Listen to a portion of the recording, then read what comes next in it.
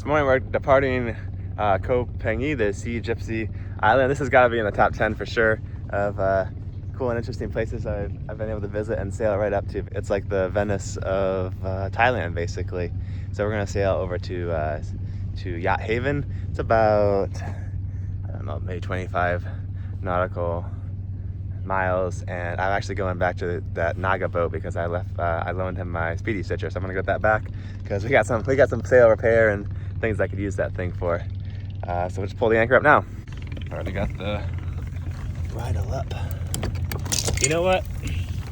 I think the bridle of this should attach to down where the bobstays are for the prodder, and not up here. Let me know if you think that's wrong, but I think that's where that's supposed to attach, and I think that's why we're getting the chafing. That's just not right. So that would mean a little less chain can go out too.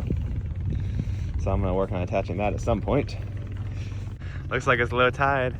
Those guys are just like walking around in the mud. I wonder what they're getting. Maybe crabs or mussels or something. Oysters. I got up early before the wind really started, but I want to do that because we got a really great current, and we probably would need to motor out of the channel anyway because the wind is kind of twitchy in here. And at least this way, look, we're doing like 6 knots at 2,500 RPM. So we got an extra knot of current right now. Could have got up earlier and got even more probably, but we'll be able to sail probably in an hour or two. You can see we're about heading to some squalls too, so that might give us some wind. Usually you get a little bonus wind on one side of the squall. Usually I feel like there's wind on one side and there's calm on the other. So since we're on the calm side now, maybe there'll be wind on the other. Since there's current, I'm also going to just go ahead and go straight to the no drift feature on the autopilot. And that'll probably do a little better job keeping our heading or bearing or whatever you call it.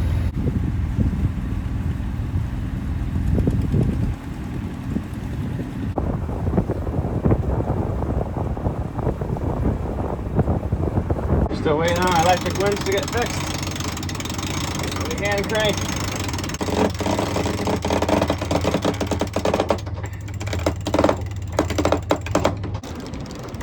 Sail trimmed in. And the wind keeps coming around. All right. Get the jib sheet out. Yeah, that'll be good. Okay, get the engine. Sour cream or? Yeah, sour cream. I always like sour cream. Why not? All right, drop this dagger board. I might do both ones. Let's start with this. I need a new system for cleaning this off. These cleats don't really hold, obviously. Go all the way down with this. We'll set the autopilot to wind and see how that does. At 29. Looks like the rig is still a little too loose. John over at Caligo just made our new like parallel strand Dyneema, and it's wrapped in a abrasion UV coating, and it's going to be supposedly like no stretch at all. So I'm really stoked to get that. And it should last a lot longer than 6 years like this stuff. It's another boat, and we are smoking him. We're going more upwind. Is it possible that we're sailing better than a monohull? Faster and go upwind better? What? I don't believe it. No. Everybody on YouTube says it's impossible. Wait till it flips upside down. Oh yeah, once we flip upside down, it's over though. We don't get a second chance after that. Doesn't have a chance. Flying past him. Where he's flying, right? And we're going upwind and he's going out of beam range. We're still smoking. We got both our dagger boards down. Our floating condominium's not too bad, I think. Yeah. So why would you want to have a catamaran? Like, Because I'm addicted to the risk of flipping over at any moment. yeah. I'm just like a risk junkie. Yeah. No way we could do this, but the air conditioner and the laundry machine on board also. No. Oh wait, we do have an air conditioner and laundry machine. Oh, we do. And full fuel and water tanks. Yes. I think we should just trade this in and get a new one tomorrow. I mean, yeah, they're obviously better. Look at that thing. So stable with that keel. Yeah, yeah. So good. It's embarrassing. Not like this bad piece of junk boat we have here. We're not really sailing right now. We're using our motors. Can you see? They're obviously both motors on full throttle. These motors.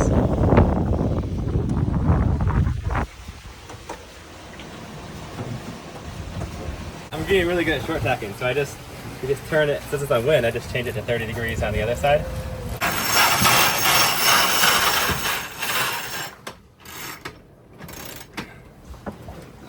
Here. And now, did you tack? Yeah, yeah. Wow. It's so great not having to hold it with my foot, you know, and like. Oh, you don't miss that?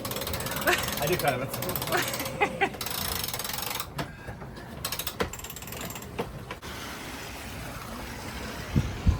There we are. Dovetails. And you know what I'm going to do? I'm going to mark the halyard. Crazy over there.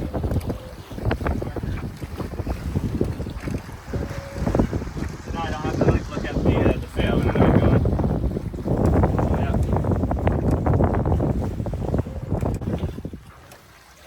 Oh, that was smart.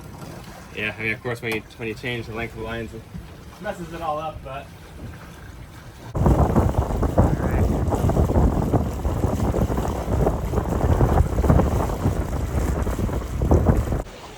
These little cracker things, and they're kind of sweet, like honey, kind of. I don't know what flavor they are. Honey? Hmm? Are they honey flavored? So. Yeah. You seem like honey glazed? Yeah, take one. Editing your video? Eileen's editing your video. Butterfly. Checking out the butterflies. And I'm short tracking up the channel.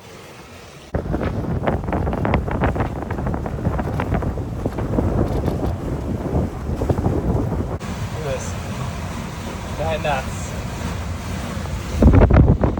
Cruising. That start fired but decided to restart. Lost all our instruments. Okay.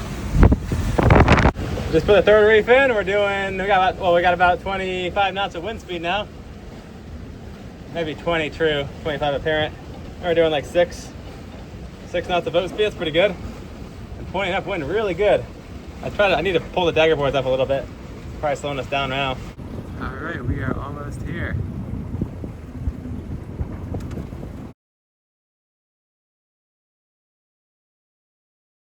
All right, there's the Naga. Let's go get our speedy stitcher. Got my anchor here. The Naga. All right, I got my speedy stitcher. Mission complete. And now we're gonna get some food. So we came by Yacht Haven, Phuket Yacht Haven Marina, and they let us leave our dinghy here for free at their nice dinghy dock for a couple of days, and they even gave us a key card. They were very nice and friendly.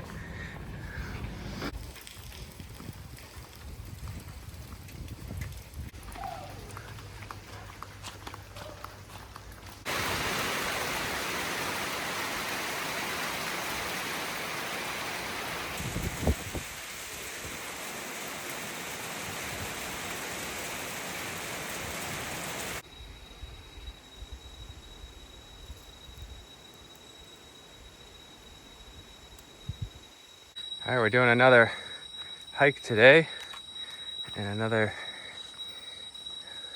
400 baht to get in. But we're here now. Let's check it out. Oh, we gotta go upstairs.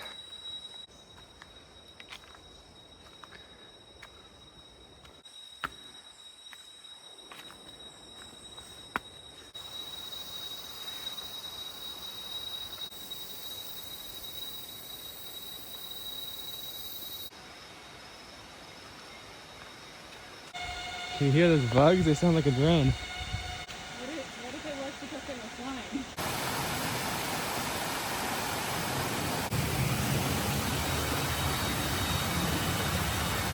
What is that sound?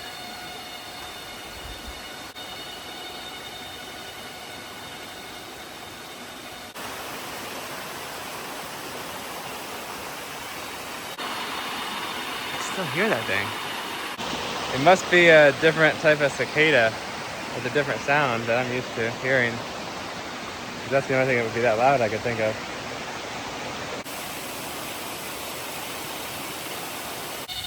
Hokey stuff.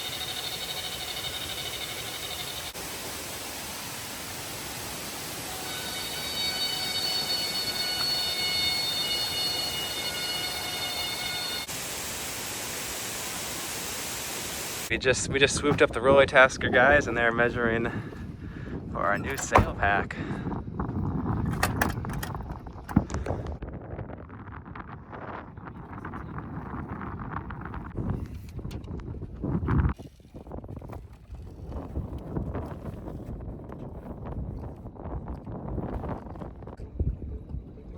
So I really like on the really big sailboats with the tall mast, they have usually these lights from the spreaders, and they shine down and they light up the mast, and it's really cool. And makes it easy to see from far away. So I want to do something kind of similar on this sailboat. Of course, we don't have any spreaders, so I was thinking we could light it from the bottom, from below. So I got these like solar lights, and I was thinking we could shine them from below.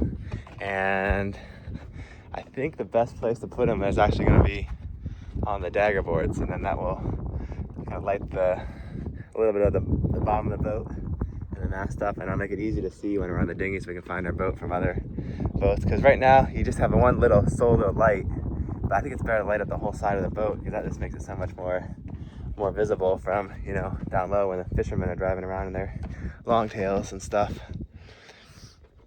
So yeah, that's what they look like. They're pretty bright. Got 3 modes, so they should last all night.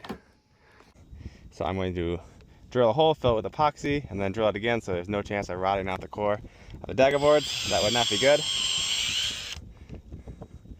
So we drill holes a little bigger than they need to be.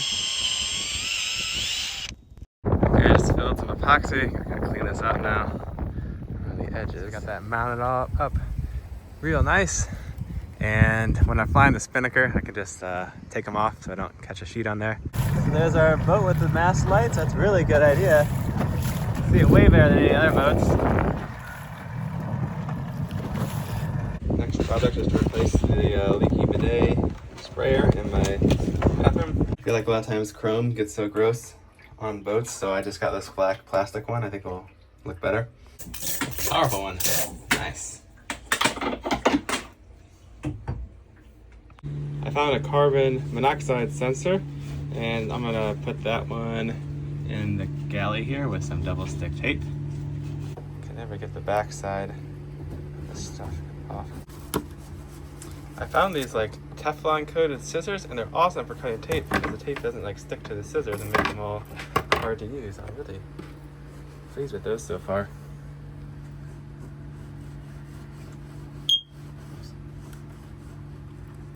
So Adeline wanted me to change the one on this side too, and she didn't like this thing. So she picked out that one.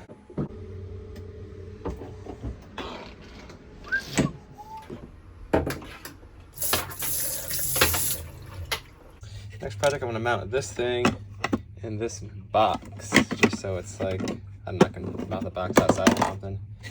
This is the control for the winch. So I'm just marking the lid off here, where I wanna cut.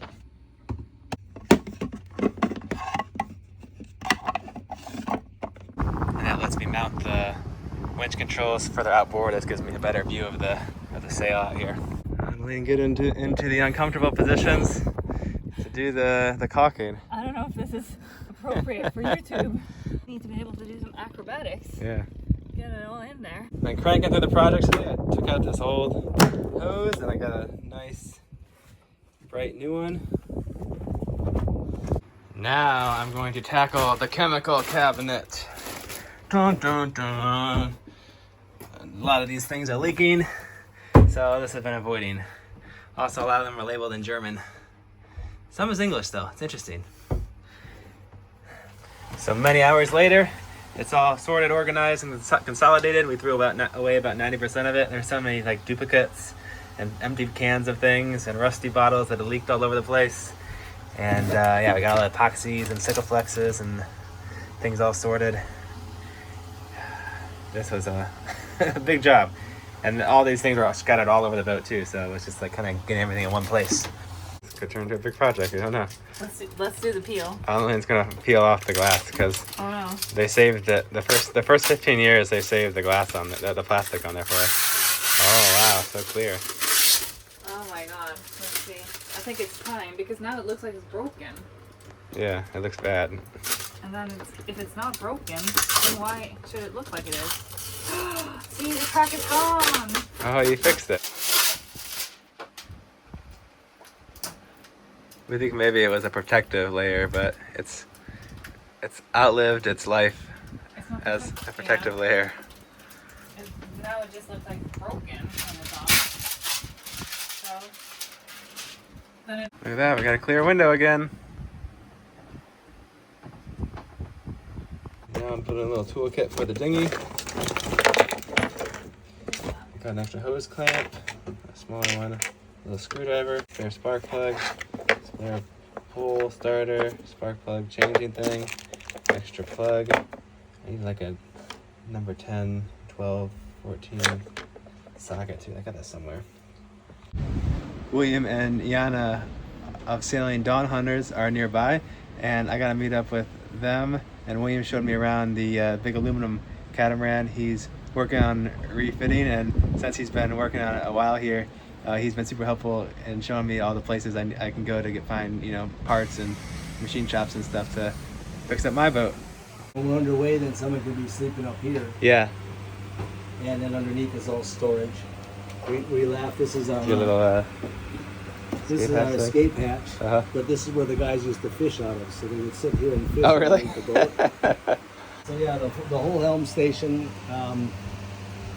steering, the windlass is right underneath the fan. So when you want to bring in the anchor chain, you don't go outside. You can do it from inside? You do it right from inside. Because it always starts pouring down rain right when you pull on the anchorage. Always, Doesn't it? So, yeah, the windlass is here, the controls here, and the chain goes out the front. Okay. That's a cool design.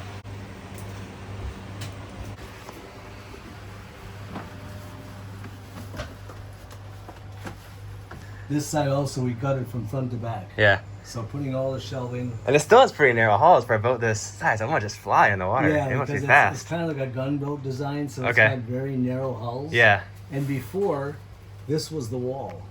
So Oh. you had to go through Wow, that. really? place. That's narrow. It was Wow. that narrow, so I moved it back to here for storage. Yeah, that's a good idea. And then up here built it for the head. Okay. This is another sliding door, closes this whole, head off. Uh-huh. Shower outside, so we can open up the hatch and just let the rain come in for showering. So Yeah, you can do that. You don't want to use the. Uh-huh. And then That's cool. I cut this out. This is going to be actually a kind of a secret hatch door that then opens up to the Like your fenders and stuff, or front ropes. sailboat locker. Wow, you got a nice big locker too. So Man, these are some pointy hulls. yeah, this is Interesting. very Yeah. skinny. This must just cut through the water. So everything's a pocket door, so it's not swinging as you're bouncing around. And even here, this is all plexiglass. Okay. Right now, I've got the plexiglass out. This is what's called water well. Okay. So everything from the whole boat deposits in here from anything. There's only one set of bilge pumps, and there's no through hulls. So, but all the flooring is all finished. This is the frame built for the washing machine. Oh, okay. Shower is the wet head Uh-huh. inside. What? This is fuel. Cool. And the same size as water. So there's 420 liters of water and 420 liters of fuel on each side. Holy smoke, on each side. Yeah. That's another cabin or a workshop back here. Yeah, it's so funny. The halls are so narrow, but then you have like plenty of room. Why would you have big, fat, wide halls? Yeah, that's why, because it was designed for the fishing guys to just 4 guys in the cabins, and then we take this up to Tanzania and all the way up to Somalia fishing. Uh-huh. So they get huge fish. So he designed it as his fish boat. Yeah, and like you said, when you bought it, it was just pretty utilitarian, just like was- plastic walls and Yeah, it was meant as a man camp. yeah. Yeah. But they're doing all the teak cabinetry and everything, and it's gonna look fantastic. The whole complete deck goes all the way down to the lower water level. Yeah. So that way dive tanks, fishing gear, even that hole in the outside was for a fishing chair. So there was a chair there and they would sit for pulling in the big fish. You know, where do you see fishing rod holders on catamaran? Interesting. Also, you have out here 2 fish cleaning stations. Yeah. So the fish go in there with a drain and you clean them and everything else on each side. Oh. So yeah, and it was designed for... This platform is awesome though. That's cool. It's down by 25 centimeters and then put on new solar. So now I've got 4 solar cells up here at 500 watts each. Wow. Solar in the front. Yeah, you got this thing packed with solar. And then solar in the back. So I've got a little bit under 7,000. Holy smokes. More solar panel than boat. The gooseneck here. Yeah. Which then they raise this up for the hardtop and change the whole profile of the sail. So I'm putting this back where the factory design engineers had it. Okay. So the boom will be straight out. Yeah. And then I'm not having to worry about the wrong sail profile. So this is actually Dyneema. Right. So on the inside now, so this is for UV protection. Yeah. But because he was a rigger, you know, everything is all Antel race gear. This is that setup so you can tension your staysail. Right, After you bring your staysail out, you just hook your winch under here and you pull this down and pop it in, so you tension your staysail and you can tension your generator. Okay. And then to let it go, you put a tag on here or something, right? And you run it up. So you don't have to have all those huge, massive ropes down here. Yeah, it's kind of. That's a cool setup. Yeah. I just saw that the other day on someone else's. Oh, and then you got a station up here. So here we have 2 winches. Uh-huh. We've got our Genoa, our staysail, our main. So everything from this whole vessel is all controlled from down here. Okay. You don't have to go out there. If you want to be out there, then that winch handles that. Right, right. So you can slide them over the side and run that winch, or you can run this winch. So, and so this is again full cockpit. Uh-huh. Everything to the. So So is it hydraulic steering? no. Oh. Dyneema cables. Oh, okay. With chain sprocket.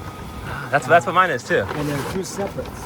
So this goes to one shaft and the other one goes to another shaft. So if you lose steering on one or the other, you still have your redundancy. Oh, it's completely redundant. It's completely redundant. So it's 2 different shafts going back to the wheel pulling.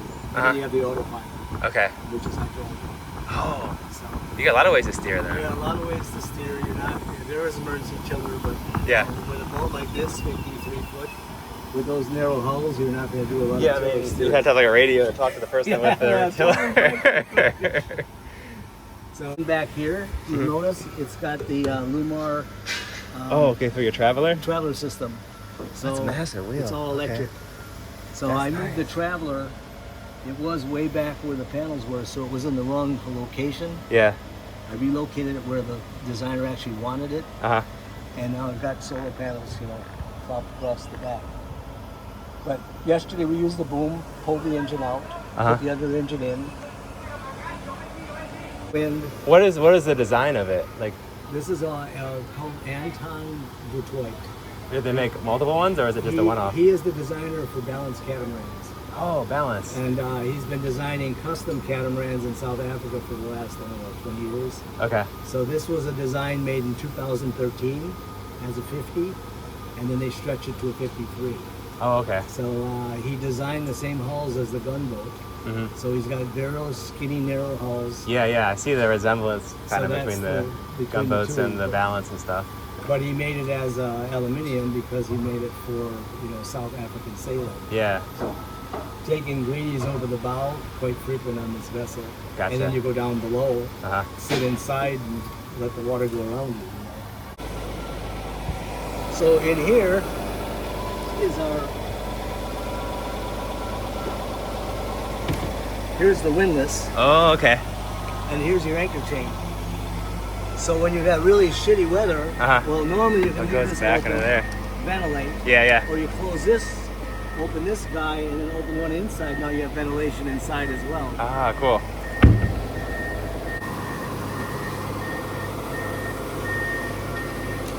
Oh, you got a little ladder for when you beach it? This ladder goes all the way down, so you put it on the beach, you just Yeah. go down, or if you want to mess with your anchor. But the boat beaches all the time, so you just put the 2 hulls on the top of the sand, drop down, go on the island, and And there's not dagger. Is there dagger boards? Nope. No. Okay. they're sacrificial mini keels.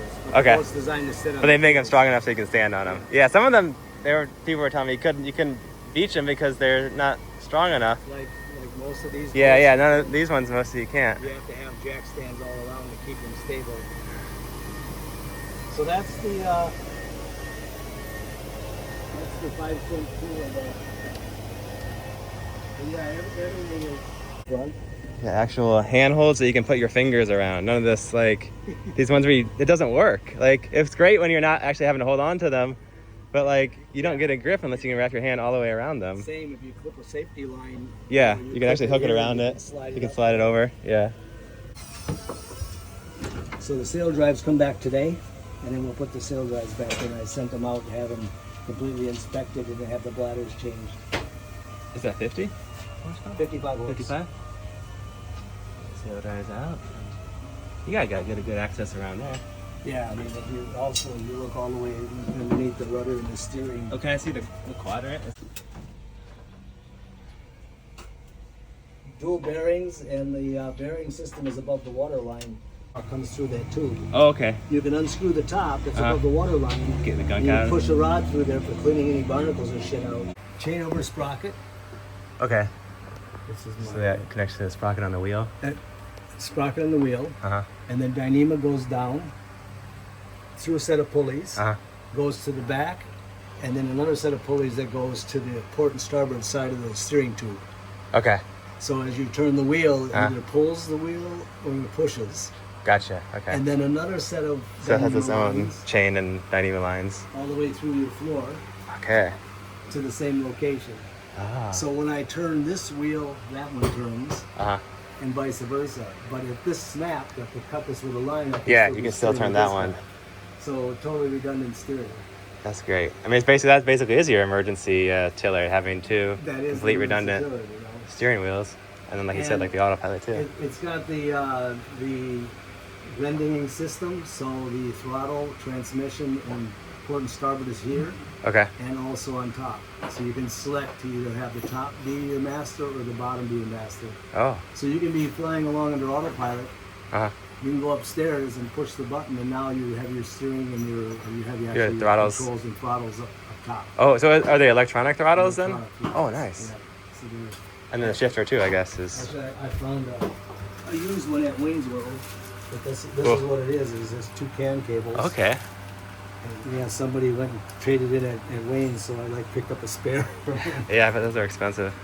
I got it from him for $200. Man, And good this is find. Like $3,000. I bet. Yeah, yeah. That's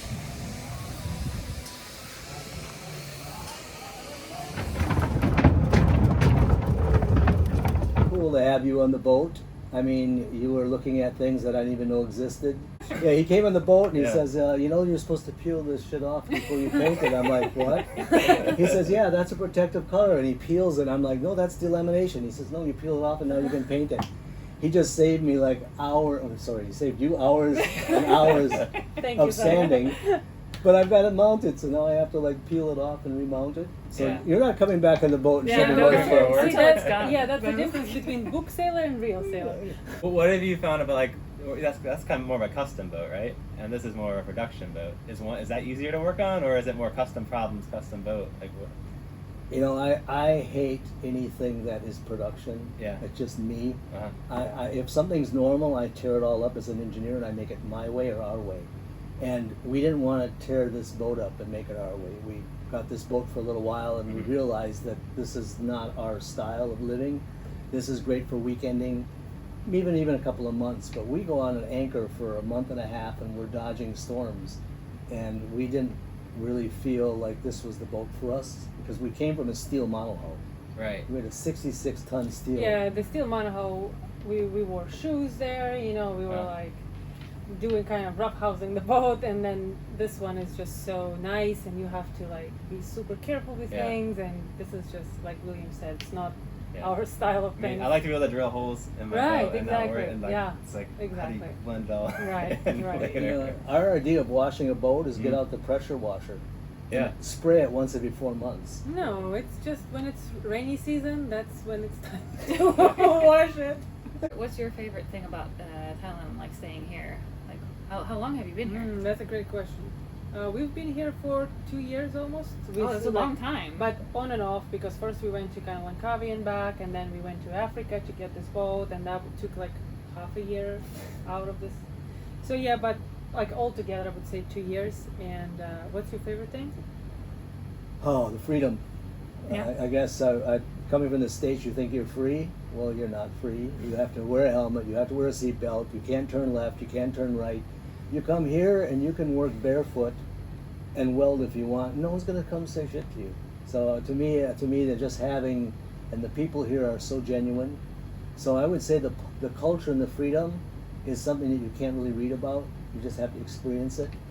And I'm not going to say the common food and things like that. I'm So- gonna say that. I love the food. Yeah. I love that it's so like exotic. I always wanted to see Asia in general, and Thailand I think is a great place to see that.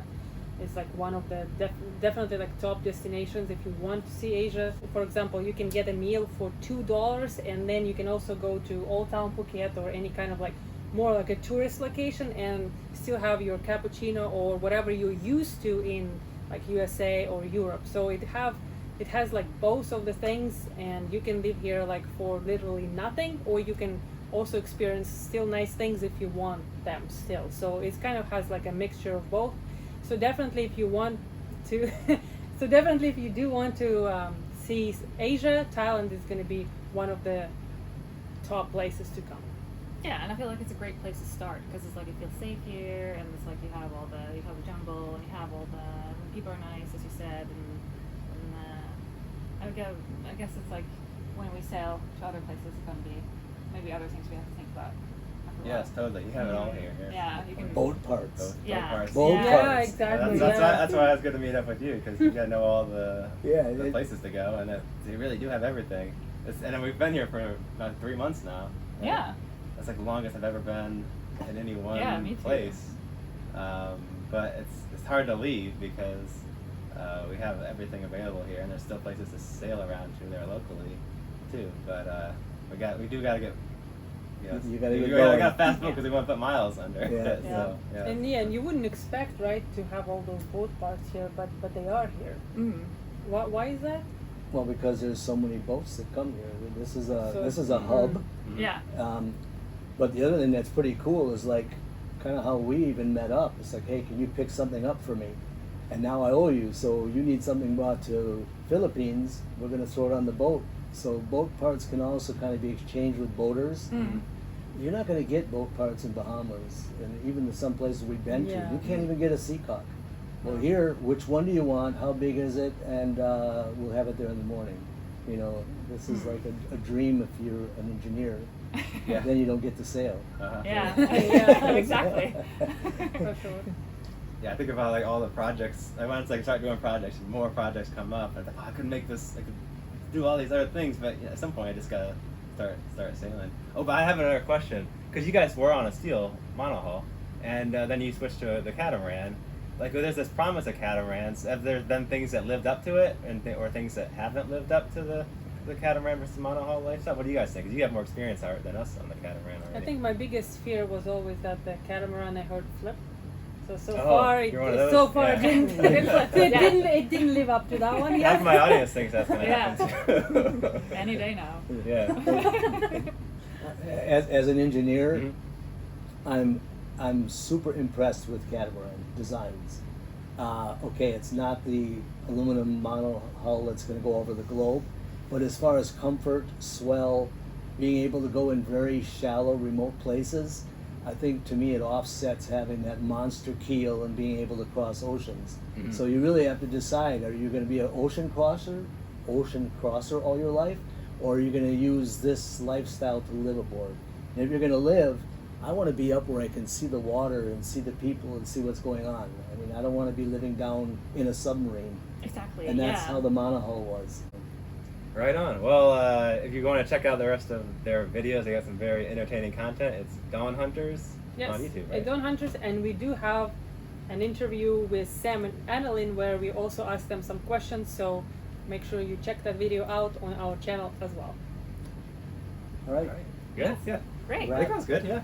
It's a wrap. It's a wrap.